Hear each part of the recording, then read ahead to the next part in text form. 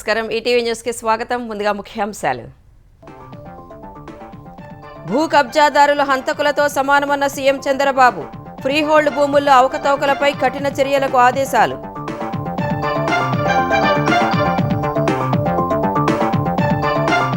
అనంతపురం జిల్లాలో నేడు చంద్రబాబు పర్యటన. సామాజిక పింఛన్లు పంపిణీ చేయనున్న సీఎం. నేమకల్లు వాసులతో ముఖాముఖి.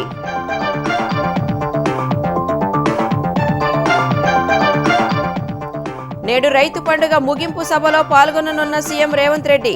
3 లక్షల మంది రైతులకు రుణమాఫీపై ప్రకటన చేసే అవకాశం.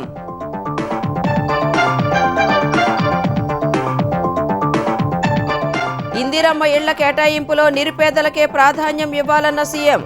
అదనపు గదుల నిర్మాణానికి అనుమతులివ్వాలని ఆదేశం.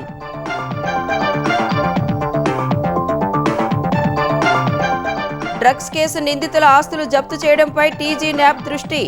ఈ ఏడాది 55 కోట్ల రూపాయల సొత్తు సీజ్ చేసినట్లు ప్రకటన.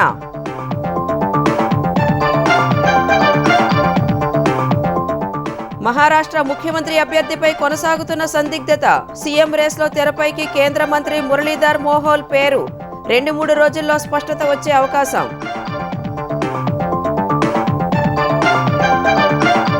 రెండేళ్ల కనిష్టానికి పడిపోయిన దేశ వృద్ధి రేటు. జూలై సెప్టెంబర్ త్రైమాసికంలో 5.4గా నమోదు.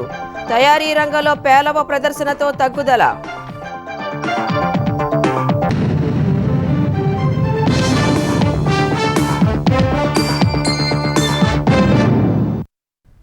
భూ కబ్జాదారులు హంతకులతో సమానమని ముఖ్యమంత్రి చంద్రబాబు ఘాటుగా వ్యాఖ్యానించారు. ఫ్రీహోల్డ్ భూముల ముసుగులో అక్రమాలకు పాల్పడిన వారు, వారికి సహకరించిన వారిపై కఠిన చర్యలు తీసుకోవాలని ఆదేశించారు. రెవెన్యూ సమస్యలపై ప్రజల ఫిర్యాదులను సత్వరం పరిష్కరించాలని సూచించారు. సర్వేరాళ్లపై గత సర్కారు వేసిన జగన్ బొమ్మలను వచ్చే జనవరి నాటికి తొలగిస్తామని మంత్రి అనగాని సత్యప్రసాద్ సీఎంకు నివేదించారు. రెవెన్యూ శాఖ పనితీరుపై శుక్రవారం ముఖ్యమంత్రి చంద్రబాబు సమీక్ష నిర్వహించారు. వైసీపీ పాలనలో ఫ్రీహోల్డ్ చేసిన 13,59,805 ఎకరాల్లో 4,21,433 ఎకరాలను నిబంధనలకు విరుద్ధంగా నిషిద్ధ జాబితా నుంచి తప్పించారని అధికారులు సీఎంకు వివరించారు. మొత్తం ఫ్రీహోల్డ్ భూముల్లో 25,284 ఎకరాలకు రిజిస్ట్రేషన్లు జరిగాయని, వాటిలో 7,827 ఎకరాలకు రిజిస్ట్రేషన్లు నిబంధనలకు వ్యతిరేకమని తెలిపారు. దీనిపై తీవ్రంగా స్పందించిన సీఎం చంద్రబాబు నిషిద్ధ జాబితా నుంచి అక్రమంగా భూముల తొలగింపు, రిజిస్ట్రేషన్లు జరిగేందుకు కారకులైన రెవెన్యూ అధికారులు, సిబ్బంది, తెరవెనుక ఉన్న బినామీలు, రాజకీయ నేతల ప్రమేయాన్ని కూడా తేల్చాలన్నారు. బాధ్యులపై కఠిన చర్యలు తీసుకోవాలని, సామాన్యులను బెదిరించి భూ కబ్జాలు చేసేవాళ్లు హంతకులతో సమానమని వ్యాఖ్యానించారు. కొందరు అధికారులు, సిబ్బంది రికార్డులు మార్చి చేసిన అవినీతి కారణంగా భూములు కోల్పోయి ప్రజలు రోడ్డున పడ్డారని ఆవేదన వ్యక్తం చేశారు. ఇలాంటి వాటికి ఇక స్వస్తి పలకాలని తెలిపారు. రెవెన్యూ శాఖలో సమూల ప్రక్షాళన అవసరమన్నారు. వైసీపీ పాలనలో భూములను బలవంతంగా లాక్కునేందుకు నిషిద్ధ జాబితాలో పెడతామని బెదిరించి చేసిన కబ్జాలు చాలా ఉన్నాయని, రానున్న రోజుల్లో పీడీ చట్టం, భూ కబ్జా నిరోధక చట్టాలను సమర్థంగా ఉపయోగించి భూమాఫియాకు అడ్డుకట్ట వేయాలని సీఎం వెల్లడించారు. నిషిద్ధ జాబితా నుంచి తొలగింపు అక్రమాలు సత్యసాయి, చిత్తూరు, అన్నమయ్య జిల్లాల్లో ఎక్కువగా జరిగాయని అధికారులు వివరించారు. ఫ్రీహోల్డ్ భూములకు రిజిస్ట్రేషన్లు ప్రధానంగా పెనుకొండ, నందలూరు, ధర్మవరం, వెదురుకుప్పం, రామాపురం, డోర్నాల, ఏర్పేడు, సోమందెపల్లి తదితర మండలాల్లో జరిగాయని తెలిపారు. అవకతవకలకు కారణమైన అధికారులపై క్రిమినల్ చర్యలు తీసుకునేందుకు వెనకడవద్దని చంద్రబాబు ఆదేశించారు. బాధ్యులైన రెవెన్యూ అధికారుల నుంచి సబ్ రిజిస్ట్రార్ల వరకు క్రిమినల్ కేసులు నమోదు చేసి చర్యలు తీసుకోవాలని ఆదేశించారు. కలెక్టర్ల సదస్సు తర్వాత రెవెన్యూ సదస్సులు నిర్వహించాలని చంద్రబాబు నిర్దేశించారు.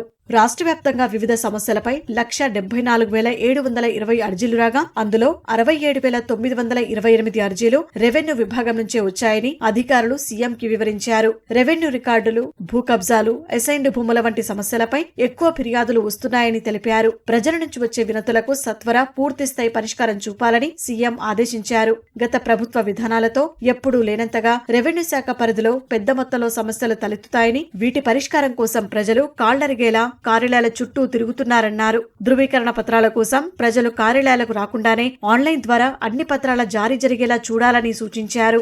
రీసర్వే గ్రామాల్లో సభల ద్వారా ఫిర్యాదుల స్వీకరణ చర్యల గురించి రెవెన్యూ మంత్రి అనగాని సత్యప్రసాద్ సీఎం చంద్రబాబుకు వివరించారు. 6,698 గ్రామాల్లో 85 లక్షల ఎకరాల్లో రీసర్వే పూర్తయిందని తెలిపారు. రీసర్వేలో ఘోరాలు తప్పులపై ప్రజల నుంచి 2,79,148 ఫిర్యాదులు వచ్చాయని వివరించారు. వీటి పరిష్కారానికి అవసరమైన చర్యలు తీసుకుంటున్నామని తెలిపారు. గత ప్రభుత్వం 77,98,516 సరిహద్దు రాళ్లను సీఎం బొమ్మలతో తయారు చేసిందన్నారు. ఇప్పటి వరకు 4,40,650 రాళ్లపై బొమ్మలు తొలగించామని, ఒక్కో రాయిపై బొమ్మ తొలగించేందుకు 15 రూపాయలు ఖర్చవుతోందని నివేదించారు. 12 కోట్ల రూపాయలతో జనవరి నాటికి బొమ్మల తొలగింపు పనులు పూర్తి చేస్తామని తెలిపారు. ఈ సందర్భంగా రీసర్వే పారదర్శకంగా జరపాలని సీఎం చంద్రబాబు ఆదేశించారు. ముఖ్యమంత్రి చంద్రబాబు దంపతులు గవర్నర్ అబ్దుల్ నజీర్ దంపతులను రాజ్భవన్లో మర్యాదపూర్వకంగా కలిశారు. రాష్ట్రానికి కుటుంబ సమేతంగా వచ్చిన మాజీ రాష్ట్రపతి రామ్నాథ్ కోవింద్ గౌరవార్థం ఈ భేటీ జరిగింది. గవర్నర్ అబ్దుల్ నజీర్, సీఎం చంద్రబాబు, రామ్నాథ్ కోవింద్ దాదాపు గంటపాటు సమావేశమయ్యారు. రాజ్భవన్లో గవర్నర్ సతీమణి సమీరా నజీర్, రామ్నాథ్ కోవింద్ సతీమణి సవితా కోవింద్తో మాట్లాడి యోగక్షేమాలు తెలుసుకున్నానని చంద్రబాబు సతీమణి భువనేశ్వరి ఎక్స్లో పోస్ట్ చేశారు. ముఖ్యమంత్రి చంద్రబాబు ఇవాళ అనంతపురం జిల్లాలో పర్యటించనున్నారు. బొమ్మనహాల్ మండలం నేమకల్లు గ్రామంలో పింఛన్ పంపిణీ కార్యక్రమంలో సీఎం పాల్గొననున్నారు. ఆ తర్వాత ఆంజనేయస్వామి దేవాలయం వద్ద గ్రామ సభలో ఆయన ప్రసంగించనున్నారు. సీఎం పర్యటనకు 500 మంది పోలీసు సిబ్బందితో భద్రతా ఏర్పాట్లు చేశారు. గ్రామ సభకు నేమకల్లు గ్రామస్తులను తప్ప ఇతరులను అనుమతించబోమని పోలీసులు తేల్చి చెప్పారు. ఈ నేపథ్యంలో సీఎం పర్యటన ఏర్పాట్లను ఆర్థిక మంత్రి పయ్యావుల కేశవ్, స్థానిక ఎమ్మెల్యే కాలువ శ్రీనివాసులు పరిశీలించారు. అంగు ఆర్భాటాలకు దూరంగా సామాన్య ప్రజానీకానికి అతి దగ్గరగా మరీ ముఖ్యంగా ఆ గ్రామస్తులతోటే ముఖాముఖి ఏర్పాటు చేసుకుని గ్రామ స్థాయిలో జరుగుతున్నటువంటి సంక్షేమ అభివృద్ధి కార్యక్రమాలు, ప్రజలకు ఉన్నటువంటి సమస్యల్ని వినేదాని కోసం ఏర్పాటు చేసుకున్నటువంటి కార్యక్రమం ఇది. అయితే ముఖ్యమంత్రి గారిని చూడాలి, కలవాలి అని అనేక మంది పక్క గ్రామాల వాళ్ళు కూడా వస్తూ ఉంటే వాళ్ళని రావద్దు అని చెప్పడం కూడా ఇబ్బందిగానే ఉంది. అయితే ఈ కార్యక్రమం ముఖ్య ఉద్దేశం గ్రామాల్లో ఉన్నటువంటి సమస్యల్ని నేరుగా ముఖ్యమంత్రి గారు తెలుసుకోవాలన్నటువంటి ఆలోచనతో ఈ కార్యక్రమానికి శ్రీకారం చుట్టారు. ప్రజాపాలన విజయోత్సవాల్లో భాగంగా మహబూబ్ నగర్ జిల్లా భూత్పూర్లో నిర్వహిస్తున్న రైతు పండుగ ముగింపునకు సీఎం రేవంత్ రెడ్డి ఇవాళ హాజరు కానున్నారు. అమిస్తాపూర్లో నిర్వహించే సీఎం బహిరంగ సభకి సర్వం సిద్ధమైంది. హైదరాబాద్ నుంచి హెలికాప్టర్లో అమిస్తాపూర్ చేరుకోనున్న రేవంత్ రెడ్డి తొలుత రైతు పండుగ ప్రదర్శనను తిలకిస్తారు. అనంతరం అక్కడే ఏర్పాటు చేసిన బహిరంగ సభలో పాల్గొంటారు. అధికారంలోకి వచ్చి ఏడాది పూర్తి అవుతున్న సందర్భంగా కాంగ్రెస్ పాలనపై విమర్శలు గుప్పిస్తున్న విపక్షాలకు కనువిప్పు కలిగేలా ఆ సభ ఉండబోతోందని ఇప్పటికే వ్యవసాయ శాఖ మంత్రి తుమ్మల నాగేశ్వరరావు అన్నారు. సాంకేతిక కారణాలతో నిలిచిపోయిన రుణమాఫీ డబ్బులను నేడు విడుదల చేయనున్నట్లు సమాచారం. దాదాపు 3 లక్షల మంది రైతులకు 3,000 కోట్ల రూపాయలను 4వ విడతగా సర్కార్ అందించనుంది. ఇందిరమ్మ ఇళ్ల మంజూరులో అత్యంత నిరుపేదలకు తొలి ప్రాధాన్యం ఇవ్వాలని సీఎం రేవంత్ రెడ్డి సూచించారు. ఇందిరమ్మ ఇళ్లపై జూబ్లీహిల్స్లోని తన నివాసంలో సమీక్ష నిర్వహించిన ఆయన దివ్యాంగులు, వ్యవసాయ కూలీలు, సాగు భూమి లేని వారికి, పారిశుద్ధ్య కార్మికులు తదితరులకు ఇందిరమ్మ ఇళ్ల కేటాయింపులో ప్రాధాన్యం ఇవ్వాలన్నారు. తొలి దశలో సొంత స్థలాలున్న వారికే ప్రాధాన్యం ఇస్తున్నందున తగిన జాగ్రత్తలు తీసుకోవాలని స్పష్టం చేశారు. గ్రామ కార్యదర్శి, మండల స్థాయి అధికారులను బాధ్యులను చేయడంతో పాటు సాంకేతిక పరిజ్ఞానాన్ని వినియోగించుకోవాలని సూచించారు. ఇందిరమ్మ ఇళ్ల మొబైల్ యాప్లో లోటుపాట్లు లేకుండా చూడాలని తెలిపారు. లబ్ధిదారుకు ఇబ్బంది కలగనీయొద్దని, శాఖాపరంగా ఎలాంటి పొరపాట్లకు అవకాశం ఇవ్వొద్దని ఆదేశించారు. ఆదివాసీ ప్రాంతాలు, ఐటీడీఏల పరిధిలో ఇందిరమ్మ ఇళ్లకు ప్రత్యేక కోటా ఇచ్చేలా చర్యలు తీసుకోవాలని సూచించారు. ఇందిరమ్మ ఇళ్ల పథకం సమర్థవంతంగా కొనసాగించేందుకు వీలుగా గృహ నిర్మాణ శాఖ అవసరమైన అధికారులు, సిబ్బందిని నియమించుకోవాలని సూచించారు. బీఆర్ఎస్ పోరాటానికి తలొగ్గి లగచర్ల భూ నోటిఫికేషన్ను రాష్ట్ర ప్రభుత్వం రద్దు చేసిందని, ఇది కొడంగల్ గిరిజనుల, తెలంగాణ ప్రజల విజయమని ఆ పార్టీ కార్యనిర్వాహక అధ్యక్షుడు కేటీఆర్ తెలిపారు. సీఎం రేవంత్ రెడ్డి భూముల కోసం మరో రూపంలో వస్తారు, అప్రమత్తంగా ఉండాలని సూచించారు. రాష్ట్రంలో ఎవరికి కష్టం వచ్చినా తెలంగాణ భవన్కు రావచ్చన్న ఆయన రాష్ట్రంలోని ప్రతి స్వరం భాస్వరమై మండాల్సిన అవసరం ఉందని అన్నారు. ఇంకొక రూపంలో వస్తాడు, ఫార్మా కోసం కాదు, ఇంకొక రూపంలో నీ భూమి గుంజుకుంటాను వస్తాడు. నేను కొడంగల్లోకే కాదు, రాష్ట్రంలో ఉండే ప్రతి బిడ్డకు చెప్తా ఉన్నా, ఈ రియల్ ఎస్టేట్ బేహారికి, ఈ రియల్ ఎస్టేట్ బ్రోకర్కు ఆయనకు భూములు గుంజుకోవడం, భూముల చుట్టూ వ్యాపారం చేయడం తప్ప ఇంకొకటి తెలియదు. ఆయనకు రాష్ట్ర సంపద పెంచే ఆలోచనలు లేవు, రైతాంగాన్ని బాగు చేసే ఆలోచనలు లేవు. అందుకే ప్రతిఘటన మాత్రమే మార్గం. ఖచ్చితంగా ఎప్పటికప్పుడు ఎక్కడికక్కడ నిలదీయడం మాత్రమే మనకున్న ఏకైక గత్యంతరం. తెలంగాణలో 10వ తరగతి పరీక్షల్లో కీలక మార్పులు చేస్తూ గురువారం తీసుకున్న నిర్ణయంపై విద్యాశాఖ వెనక్కి తగ్గింది. అంతర్గత మార్కుల తొలగింపు ఈసారికి ఉండదని, వచ్చే విద్యా సంవత్సరం నుంచి రాత పరీక్షకు 100 మార్కులు ఇచ్చే విధానం అమల్లోకి వస్తుందని శుక్రవారం సవరణ ఉత్తర్వులు జారీ చేసింది. అంటే గతేడాది అమలు చేసినట్లుగానే అంతర్గత పరీక్షలకు 20, చివరి పరీక్షకు 80 మార్కుల కేటాయింపు విధానమే ఈ సంవత్సరం కూడా అమలవుతుంది. పరీక్షలకు కేవలం 3.5 నెలల ముందు కీలకమైన మార్పులు చేయడంపై విమర్శలు రావడంతో ఈ నిర్ణయం తీసుకున్నట్లు భావిస్తున్నారు. అయితే గ్రేడింగ్ విధానాన్ని మాత్రం ప్రస్తుత విద్యా సంవత్సరం నుంచే ఎత్తివేయనున్నారు. అంటే గ్రేడింగ్కు బదులు మార్కులు కేటాయిస్తారు. మాదక ద్రవ్యాల కేసులో అరెస్టైన నిందితుల ఆస్తులను జప్తు చేయడంపై Telangana anti narcotic bureau TG NAB దృష్టి సారించింది. ఈ ఏడాది ఇప్పటికే 9 కేసులకు సంబంధించి 55 కోట్ల ఆస్తులను జప్తు చేసిన న్యాబ్ మరో 109 ఆస్తుల జప్తు కార్యాచరణపై దృష్టి పెట్టింది. 3 నిందితులకు చెందిన ఆస్తుల్ని జప్తు చేసినట్లు వెల్లడించింది. మాదక ద్రవ్యాలు విక్రయించి వచ్చిన డబ్బుతో ఆస్తులు కొనుగోలు చేసిన వ్యవహారంపై తెలంగాణ యాంటీ నార్కోటిక్ బ్యూరో ప్రత్యేక దృష్టి పెట్టింది. వరుసగా నిందితుల ఆస్తులు జప్తు చేస్తూ వస్తోంది. తాజాగా మరికొంతమంది ఆస్తులు జప్తు చేసింది. మెదక్ జిల్లా గుమ్మడిదలకు చెందిన అంజిరెడ్డి చంద్రారెడ్డి గార్డెన్స్ పేరిట ఫంక్షన్ హాల్ నిర్వహిస్తున్నాడు. ఆర్థిక నష్టాలతో నిషేధిత అల్ట్రా జోలం తయారీపై దృష్టి సారించాడు. మరికొందరితో కలిసి గత జూన్ 18న గుమ్మడిదల పోలీసులకు చిక్కాడు. అదే రోజు అరెస్టైన అంజిరెడ్డి సెప్టెంబర్ 29న బెయిల్పై విడుదలయ్యాడు. బోయిన్పల్లి పోలీస్ స్టేషన్ పరిధిలో అంపెటమైన్ విక్రయం కేసులో అరెస్టయ్యాడు. మాదక ద్రవ్యాల్ని విక్రయించడం ద్వారా అక్రమాస్తుల్ని కూడబెట్టినట్లు గుర్తించిన టీజీఏఎన్బి గుమ్మడిదల బౌరంపేటలో కోటి విలువైన 242 చదరపు గజాల ఖాళీ స్థలాన్ని జప్తు చేసింది.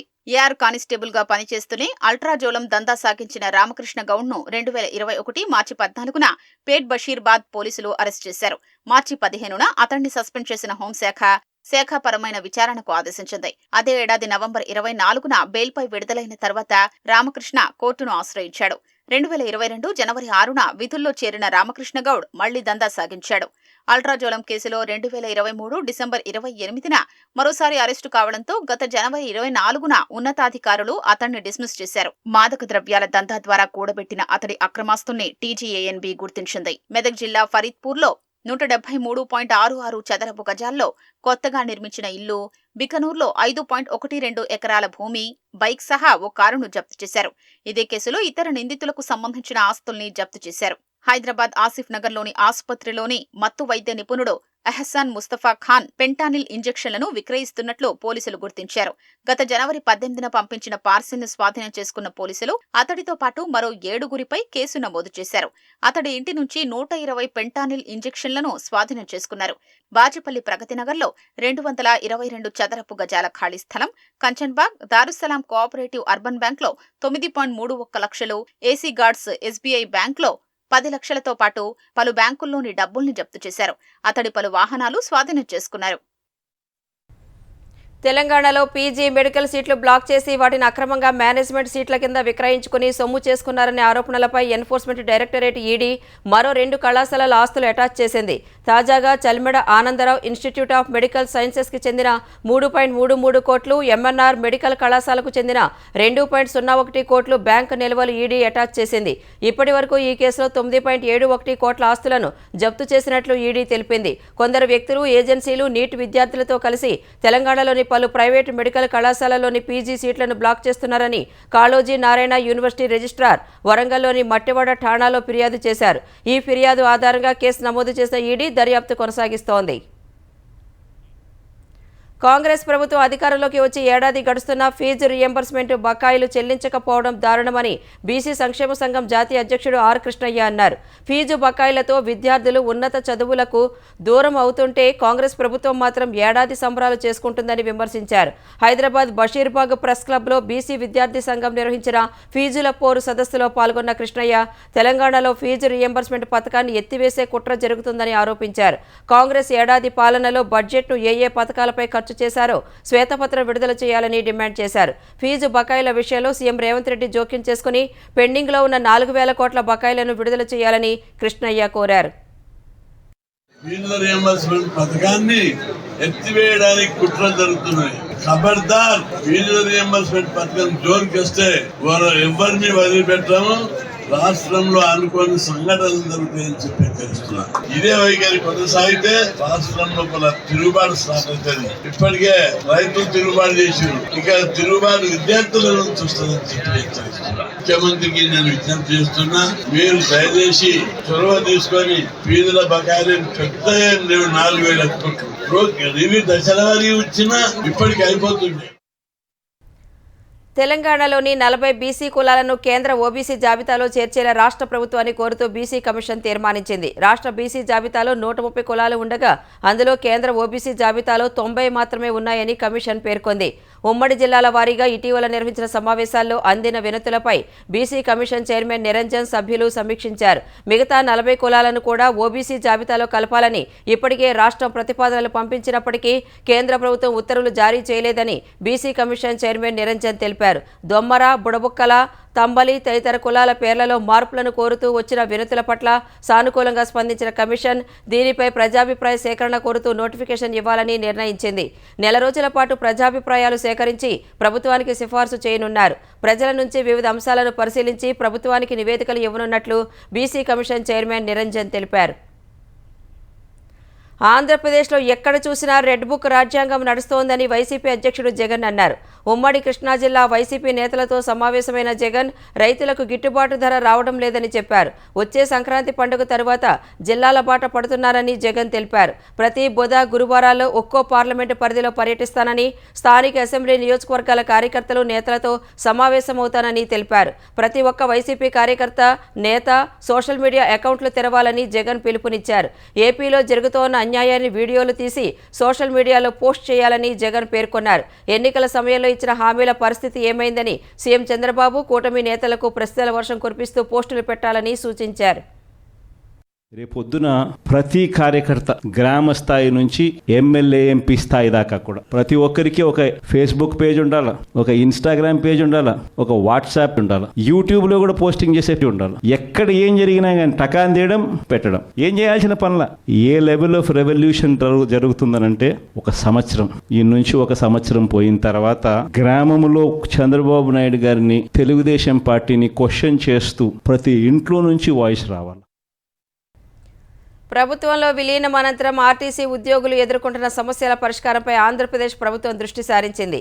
ఈ మేరకు ఆర్టీసీలోని ప్రధాన ఉద్యోగ సంఘమైన ఎంప్లాయీస్ యూనియన్ నేతలతో ఆర్టీసీ ఎండీ ద్వారకా తిరుమలరావు చర్చలు జరిపారు. ఆర్టీసీ కేంద్ర కార్యాలయంలో జరిగిన ఈ భేటీలో పీటీడీ ఉద్యోగుల సమస్యల పరిష్కారంపై చర్చించారు. ఈ చర్చల్లో ఈయూ ఇచ్చిన మెమోరాండంలోని 26 డిమాండ్లపై సానుకూలంగా చర్చలు జరిగాయని ఈయూ నేతలు తెలిపారు. ప్రధానంగా ఇవాళ ఆర్టీసీ ఉద్యోగులు ఎదుర్కొంటున్నటువంటి సమస్యల్లో ఆర్టీసీ ఉద్యోగ భద్రతకు సంబంధించి తెలుగుదేశం ప్రభుత్వ హయాంలో ఇచ్చినటువంటి 1/19 సర్క్యులర్ని యథావిధిగా ఇకపై అమలు చేసేందుకు ఈడీఏ గారు చొరవ తీసుకుంటానని హామీ ఇవ్వడం జరిగింది. అంతేకాకుండా ప్రస్తుతం ఇంతవరకు 1/19కు వ్యతిరేకంగా ఇచ్చిన పనిష్మెంట్ల విషయంలో కూడా సంబంధిత ఉన్నతాధికారులకు అప్పీల్ పెట్టుకుంటే వాటిని కూడా న్యాయం చేసే విధంగా చర్యలు తీసుకుంటున్న హామీ ఇవ్వడంతో పాటు అన్ని సమస్యలని పరిష్కరించి అందరు ఉద్యోగులకు సంబంధించే విధంగా చర్యలు చేపడతామని చెప్పేసి ఈడీ గారు హామీ ఇచ్చారు. మహారాష్ట్ర అసెంబ్లీ ఎన్నికల ఫలితాలు వెలువడి వారం రోజులవుతున్న కొత్త ప్రభుత్వం ఏర్పాటుపై సందిగ్ధత కొనసాగుతోంది. 4/3 మెజార్టీతో ఘన విజయం సాధించిన మహాయుతి తరపున ముఖ్యమంత్రి ఎవరనేది స్పష్టం కాలేదు. మహారాష్ట్ర సీఎం రేసులో బీజేపీ నేత దేవేంద్ర ఫడ్నవీస్ కాకుండా కొత్త పేరు తెరపైకి వచ్చింది. సీఎం పదవికి కొత్తగా బీజేపీ నేత, కేంద్ర సహాయ మంత్రి మురళీధర్ మోహోల్ పేరు వినిపిస్తోంది. బీజేపీ పూణే ఎంపీ అయిన మురళీధర్ ప్రస్తుతం కేంద్ర పౌర విమానయాన శాఖ సహాయ మంత్రిగా ఉన్నారు. గతంలో పూణే మేయర్గా మురళీధర్ పనిచేశారు.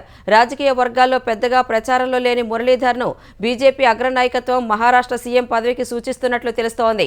అటు ఫడ్నవీస్కు బీజేపీ జాతీయ అధ్యక్ష బాధ్యతలు అప్పగించే అవకాశం ఉన్నట్లు జాతీయ మీడియా కథనాలు చెబుతున్నాయి. వీటిపై మరో 2-3 రోజుల్లో స్పష్టత రానుంది. కొత్త ప్రభుత్వం డిసెంబర్ 2 లేదా ఆ తరువాతే ఏర్పాటయ్యే అవకాశం ఉంది. దేశ వృద్ధి రేటు 2 ఏళ్ల కనిష్టానికి చేరుకుంది. 2024-25 జూలై సెప్టెంబర్ త్రైమాసికంలో 5.4గా నమోదైంది. గతేడాది ఇదే త్రైమాసికానికి వృద్ధి రేటు 8.1%గా ఉంది. తయారీ రంగంలో పేలవ ప్రదర్శన కారణంగా వృద్ధి రేటులో తగ్గుదల నమోదైంది. అయితే ఇప్పటికీ ప్రపంచంలో భారత్ వేగవంతమైన వృద్ధి సాధిస్తున్న పెద్ద ఆర్థిక వ్యవస్థగా ఉంది. జూలై సెప్టెంబర్ త్రైమాసికంలో చైనా 4.6% వృద్ధి రేటు నమోదు చేసింది. ఈ ఏడాది ఏప్రిల్ సెప్టెంబర్ మధ్య భారత వృద్ధి రేటు 6%గా ఉంది.